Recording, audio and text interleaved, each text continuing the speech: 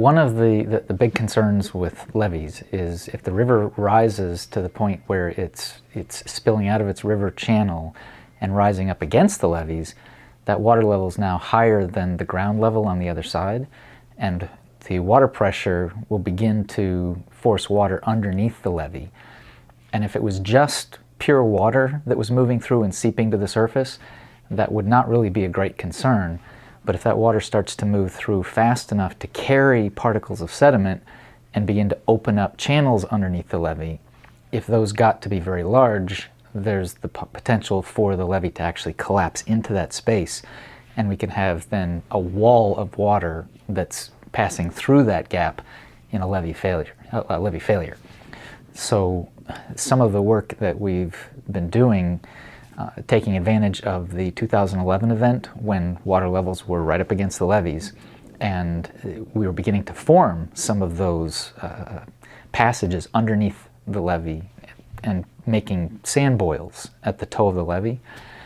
We went and sampled water from the levees and from relief wells that are designed to take some of that pressure off,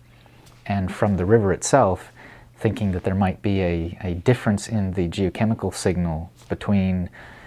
water that was traveling, say, right underneath the levees, which would be more of a concern, and water that might be traveling very deep, which would be less of a concern. And we did in fact see differences in the water chemistry based on those two different pathways. One of the things that people who are responsible for levee safety are looking for when the water rises up against the levees are the presence of those sand boils that tell them that sediment is actually being channeled from underneath the levee. But it would definitely be useful for, as you mentioned, for identifying critical points to pay attention to, areas along the levee that would be lower risk and higher risk, even though they're both forming sand boils. This particular case, it's also just an intriguing problem that it was a privilege to be part of an investigation where we could come up with an idea that said